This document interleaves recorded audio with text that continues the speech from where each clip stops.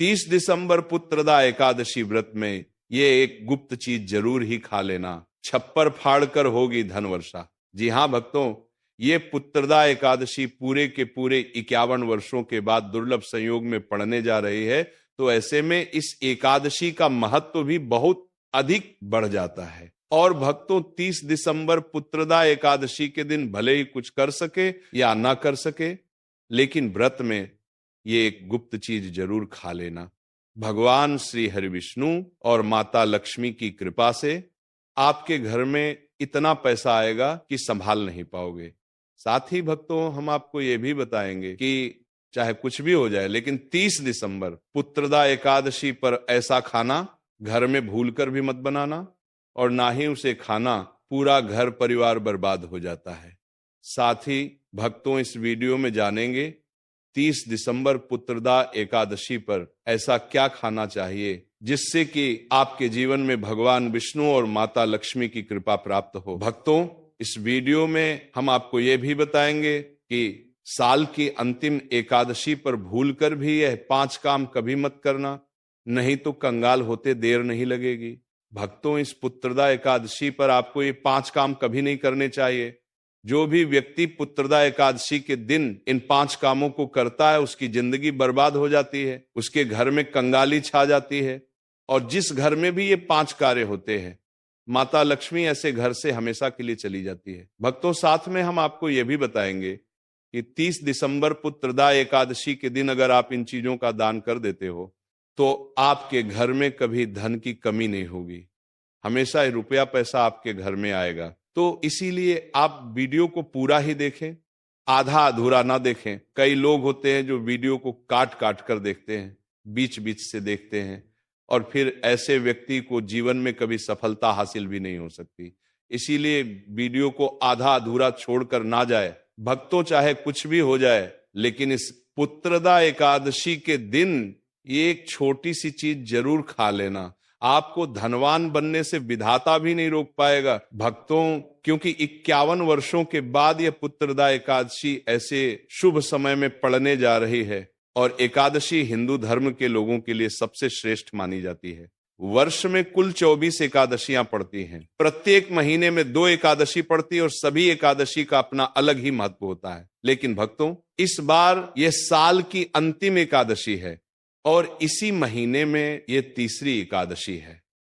तो भक्तों, जब भी किसी महीने में 3 एकादशियां एक साथ पड़ती है तो इसका महत्व कई गुना अधिक बढ़ जाता है। और भक्तों, इस दिन किया गया कोई भी उपाय कभी भी निष्फल नहीं जाता, बेकार नहीं जाता, मतलब हमेशा लाभ ही लाभ प्रदान करवाता है। चलिए भक्तों, अब हम आपको इस पुत्रदा एकादशी की थोड़ी सी जानकारी दे देते हैं।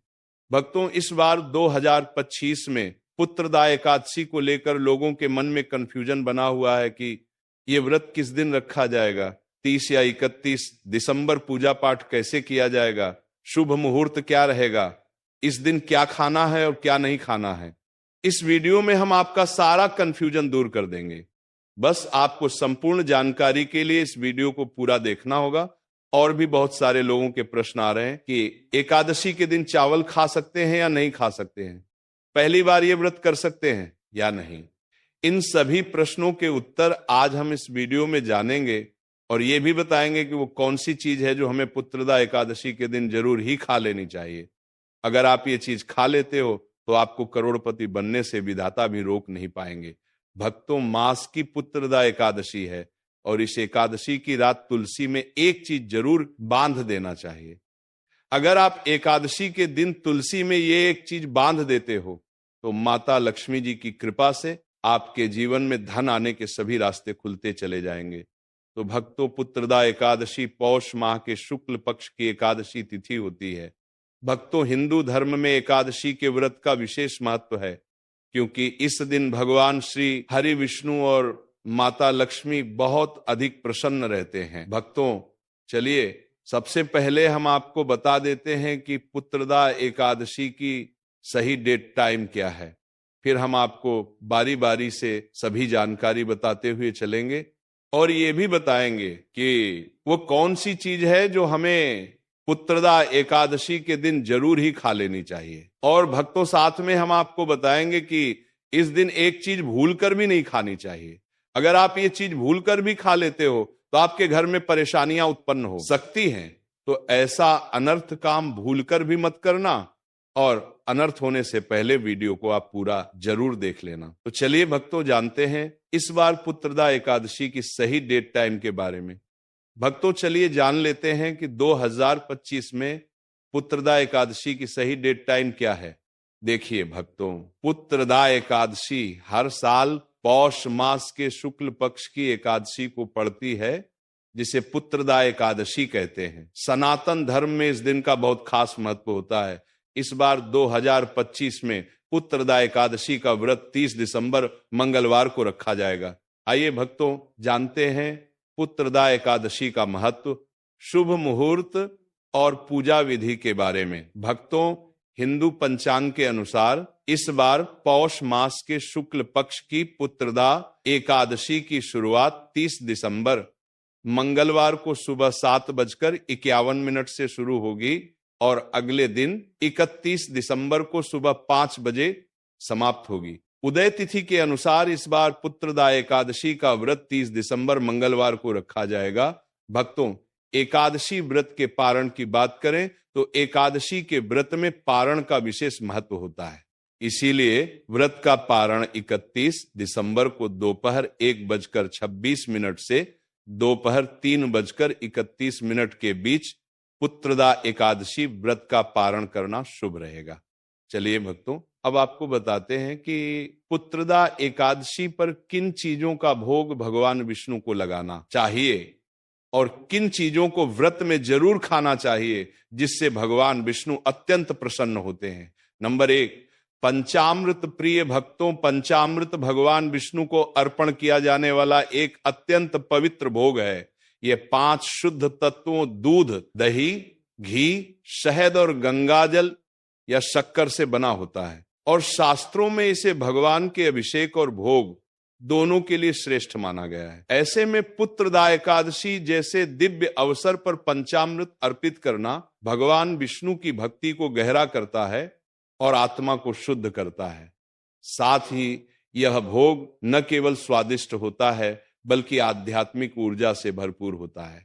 इसके अलावा भगवान को पंचामृत चढ़ाने से उनका विशेष आशीर्वाद प्राप्त होता है और यह भक्त के समस्त पापों का नाश करने वाला माना गया है। वही श्रद्धा पूर्वक विधि विधान के साथ और शुद्धता के साथ पुत्रदा एकादशी के शुभ दिन पर पंचामृत का भोग भगवान विष्णु को लगाना और सभी में वितरित करना अत्यंत शुभ माना गया है। इससे साधक को जीवन में सुख सौभाग्य की प्राप्ति होती है, रुके हुए कार्य बिना किसी अड़चन के पूर्ण होते हैं और हर एक कार्य में सफलता हासिल होती है।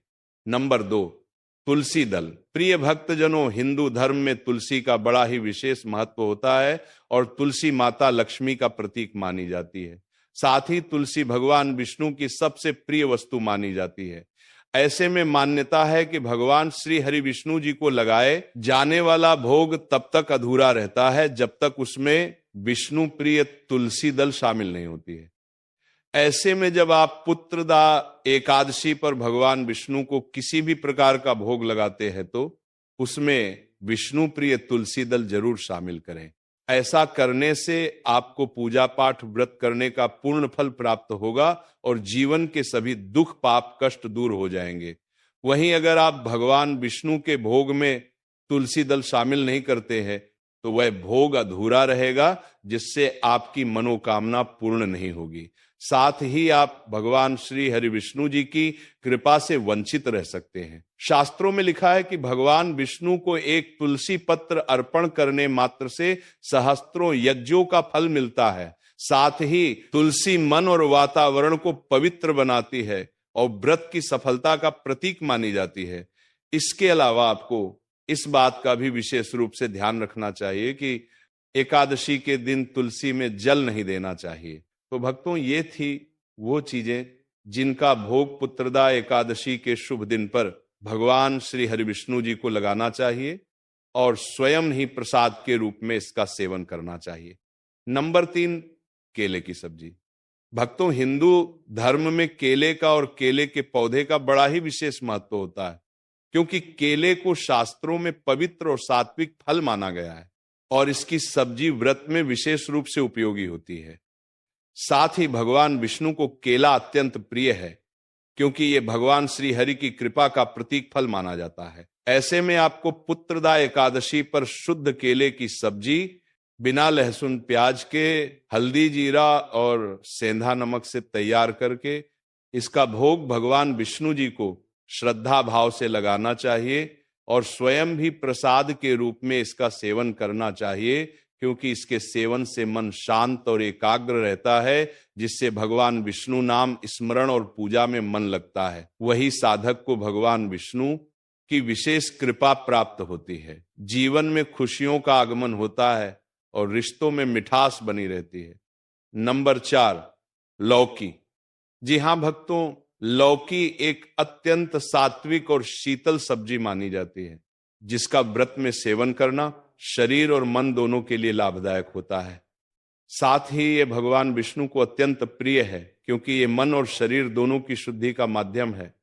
ऐसे में पुत्रदा एकादशी पर लौकी की सब्जी को हल्का सा घी, सेंधा नमक और जीरे से बनाकर भगवान विष्णु को भोग लगाया जाता है और स्वयं ही ग्रहण किया जाता है, क्योंकि व्रत के समय लौकी का सेवन शरीर को ठंडक देता है और निर्जल उपवास के कारण होने वाली थकावट को कम करता है। ऐसे में आपको पुत्रदा एकादशी के शुभ दिन पर भगवान विष्णु को श्रद्धा पूर्वक लौकी का भोग लगाना चाहिए और स्वयं ही इसका सेवन करना चाहिए। ऐसा करने से आपको जीवन में सुख सौभाग्य की प्राप्ति होगी, आपका भाग्य मजबूत होगा और आपको जीवन में मानसिक तनाव, स्वास्थ्य संबंधी जैसी समस्याओं का सामना नहीं करना पड़ेगा। साथ ही आपकी आर्थिक स्थिति भी मजबूत होगी और वैवाहिक जीवन में भी खुशियां आएंगी। नंबर 5, हलवा। भक्तों, हलवा एक अत्यंत सात्विक, प्रिय और श्रद्धा से बना हुआ भोग है, जो भगवान विष्णु को विशेष रूप से अर्पित किया जाता है। ऐसे में पुत्रदा एकादशी जैसे पुण्य पर्व पर सूजी, बेसन या आटे से बना शुद्ध घी वाला हलवा मिश्री या गुड़ से मीठा करके भगवान को अर्पित करना चाहिए और अगर कोई गलती हो जाए तो क्षमा याचना करना चाहिए, जिससे भगवान विष्णु जी नाराज ना हो और आपको इसका पूर्ण फल प्राप्त हो सके। लेकिन ये उपाय करते समय आपको शुद्धता का विशेष रूप से ध्यान रखना चाहिए, वरना आपको मिलने वाला फल अधूरा हो सकता है। नंबर 6, कद्दू यानी कि सीताफल। प्रिय भक्तजनों, कद्दू को सीताफल भी कहा जाता है और ये भगवान विष्णु को अत्यंत प्रिय सब्जियों में गिना जाता है। ऐसे में कद्दू का सेवन व्रत में शुभ और पुण्यदायक माना गया है। वही ये सब्जी जब शुद्ध देसी घी, जीरा, हरी मिर्च और सेंधा नमक के साथ बनाई जाती है तो ये ना केवल स्वादिष्ट होती है बल्कि शरीर को ऊर्जा और शीतलता भी प्रदान करती है।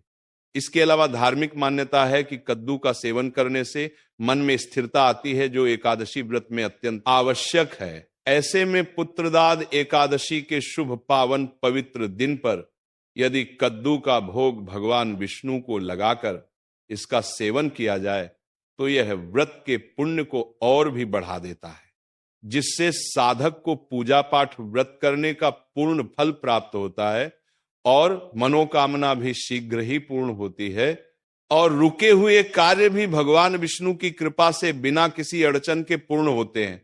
नंबर 7, फल। प्रिय भक्तजनों, फल भगवान विष्णु को अर्पित करने का सबसे शुद्ध, सात्विक और प्रिय भोग है। विशेष रूप से केला, सेब, अमरूद, अनार, पपीता, अंगूर आदि फल शुद्ध जल से धोकर श्री हरि को अर्पित किए जाते हैं, क्योंकि फल ना केवल पवित्र होते हैं बल्कि वे तपस्या और व्रत के समय शरीर को ऊर्जा भी प्रदान करते हैं। साथ ही शास्त्रों में वर्णित है कि फल भगवान को प्रसन्न करते हैं, क्योंकि वे धरती के प्राकृतिक उपहार होते हैं, जिनमें कोई हिंसा या विकृति और नकारात्मकता नहीं होती है। ऐसे में फल का भोग अर्पित करने से व्यक्ति के जीवन में समृद्धि, आरोग्यता और धर्म के प्रति श्रद्धा बनी रहती है। इसके अलावा एकादशी जैसे दिव्य दिन पर जब फल श्री हरि को श्रद्धा से अर्पित किए जाते हैं तो वे व्रत, पूजा पाठ करने के पुण्य को कई गुना बढ़ा देते हैं, जिससे साधक के अन्न धन के भंडार भर जाते हैं। जीवन में सुख संपत्ति और धन ऐश्वर्य की प्राप्ति होती है और आपकी मनोकामना यदि अधूरी है तो वह भी पूर्ण होती है। नंबर 8, नारियल। जी हाँ भक्तों, नारियल को भगवान विष्णु का प्रिय फल माना जाता है और इसका हिंदू धर्म में बड़ा ही विशेष महत्व है। साथ ही नारियल को पूजा पाठ का महत्वपूर्ण हिस्सा माना जाता है। इसके अलावा नारियल को श्रीफल भी कहा जाता है, लेकिन ऐसे में यह श्री हरि के चरणों में अर्पण करने से संपूर्णता, शुभता और सौभाग्य की प्राप्ति होती है। साथ ही नारियल को तोड़कर उसका जल भगवान को अर्पित करना अत्यंत पुण्यकारी होता है। इसके अलावा धार्मिक मान्यता के अनुसार नारियल 3 आंखों वाला होता है, जो त्रिलोकपति विष्णु को समर्पण का प्रतीक माना जाता है। ऐसे में अजा एकादशी के दिन जब नारियल को भोग स्वरूप चढ़ाया जाता है तो इससे व्रत की पूर्णता और भक्त की शुद्ध निष्ठा प्रकट होती है। साथ ही इससे आपको भगवान श्री हरि विष्णु और माता लक्ष्मी की विशेष कृपा प्राप्त होती है, क्योंकि नारियल माता लक्ष्मी को भी समर्पित होता है। ऐसा करने से आपके घर में माता लक्ष्मी का स्थायी रूप से वास होता है और आर्थिक स्थिति मजबूत होती है। चलिए अब जानते हैं कि पुत्रदा एकादशी के पवित्र दिन पर किन चीजों का सेवन गलती से भी नहीं करना चाहिए, जिससे भगवान विष्णु रुष्ट हो सकते हैं और आपको जीवन में कठिन समस्याओं का सामना करना पड़ सकता है। एक, लहसुन प्याज। भक्तों, लहसुन और प्याज दोनों ही पूर्ण रूप से तामसिक माने जाते हैं और सनातन धर्म के अनुसार व्रत, पूजा या पवित्र कार्यों में इनका प्रयोग वर्जित होता है, क्योंकि यह मन को चंचल और कामुक प्रवृत्तियों की ओर प्रेरित करते हैं। वहीं पुत्रदा एकादशी का व्रत आत्म संयम, शुद्धता और ईश्वर के स्मरण का प्रतीक है। इस दिन लहसुन प्याज का सेवन करने से व्रत की पवित्रता खंडित होती है और मन शुद्ध नहीं रह पाता है। इसके अलावा इस बात का विशेष रूप से ध्यान रखना चाहिए, भगवान विष्णु को अर्पित किए जाने वाले किसी भी भोग में लहसुन प्याज नहीं होना चाहिए, नहीं तो आपको भोग लगाने का फल प्राप्त नहीं होगा और भगवान विष्णु भी आपसे नाराज हो सकते हैं और आपको भगवान विष्णु के क्रोध का सामना करना पड़ सकता है, जिससे आपका जीवन दुर्भाग्य में बदल सकता है। साथ ही लहसुन और प्याज राहु केतु से जुड़े होते हैं, जिसके कारण इन्हें अशुभ माना जाता है। तो प्रिय भक्तजनों, यह थी वह चीज जिनका सेवन पुत्रदा एकादशी के शुभ पावन पवित्र दिन पर गलती से भी नहीं करना चाहिए, वरना आपका जीवन दुर्भाग्य में बदल सकता है। नंबर 2, दाल। जी हां भक्तों, पुत्रदा एकादशी पर दाल का सेवन वर्जित होता है, क्योंकि दालें भारी पचने में कठिन और प्रायतामसिक प्रवृत्ति को बढ़ाने वाली मानी जाती है। ऐसे में व्रत का उद्देश्य शरीर को शुद्ध करना और मन को शांत करना होता है, लेकिन दालें शरीर में आलस्य और वेता उत्पन्न कर सकती है। साथ ही शास्त्रों में पुत्रदा एकादशी के दिन अन्न जल तक का त्याग करने की बात कही गई है और यदि वती फलाहार करता है तो उसे केवल सात्विक, हल्के और जल युक्त आहार लेने चाहिए। इसके अलावा दाल का सेवन न केवल व्रत का उल्लंघन है, बल्कि ये पुण्य को भी कम कर सकता है, जिससे आपकी मनोकामना अधूरी रह सकती है और आपका भाग्य कमजोर हो सकता है। साथ ही आपकी आर्थिक स्थिति भी कमजोर हो सकती है। वही आपके रिश्तों में भी कड़वाहट उत्पन्न हो सकती है, जिससे आपके रिश्ते बिगड़ सकते हैं। नंबर 3, करेला। प्रिय भक्तों, करेला स्वाद में अत्यंत कड़वा होता है और यह तामसिक प्रकृति की श्रेणी में आता है। ऐसे में शास्त्रों में कहा गया है कि पुत्रदा एकादशी व्रत के दिन केवल सात्विक, मधुर और पचने में सरल आहार का ही सेवन करना चाहिए। इसके अलावा करेला न केवल पित्त को बढ़ाता है, बल्कि इसका कटु स्वाद पूजा और ध्यान में विघ्न डाल सकता है। वहीं भगवान विष्णु को मीठे, सरल और प्रेम से परिपूर्ण भोग प्रिय है, न कि कटु और कठोर वस्तुएं। ऐसे में आपको गलती से भी पुत्रदा एकादशी के शुभ पावन पर्व पर करेले जैसी तामसिक वस्तु का सेवन नहीं करना चाहिए, वरना आपको पूजा पाठ व्रत करने का फल प्राप्त नहीं होगा, बल्कि आपको जीवन में शुभ परिणाम की जगह अशुभ परिणाम देखने को मिलेंगे और आप पाप के भागी बनेंगे। इसलिए इस बात का ध्यान रखें। नंबर 4, बैंगन प्रिय भक्तजनों, शास्त्रों में बैंगन को अपवित्र सब्जी माना गया है। विशेष रूप से व्रत और हिंदू धर्म में आने वाले शुभ पावन पर्व के अवसरों पर वही पौराणिक मान्यताओं के अनुसार बैंगन में ऐसे गुण होते हैं जो शरीर में तामसिक प्रवृत्ति को बढ़ाते हैं और पूजा में बाधा उत्पन्न कर सकते हैं। हलावा बैंगन ग्रह दोष से भी संबंधित माना गया है, विशेषकर राहु और शनि से। ऐसे में पुत्रदा एकादशी जैसे पवित्र दिन पर जब शरीर और मन को पूर्णतः सात्विक बनाए रखना आवश्यक होता है, तब बैंगन का सेवन वर्जित होता है।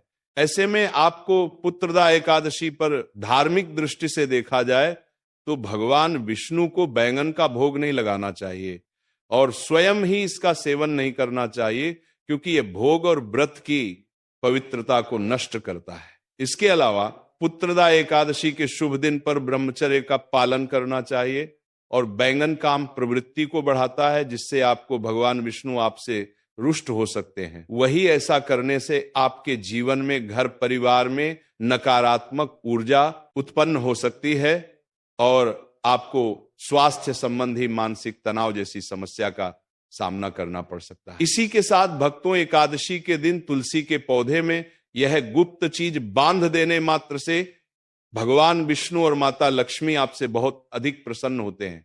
तो भक्तों, इस एकादशी पर आप सभी को एक पीला कपड़ा लेना है और इस पीले कपड़े में मात्र 1 या 2 का सिक्का डालकर और इस पीले कपड़े को पोटली के रूप में आपको तुलसी जी के पौधे में कलावे के धागे की सहायता से बांध देना है। ऐसा करने मात्र से आपसे माता लक्ष्मी और भगवान विष्णु बहुत अधिक प्रसन्न होते हैं और आपको भी अपार धन समृद्धि की प्राप्ति होती है। तो भक्तों, इसी के साथ यह कथा समाप्त होती है। बोलो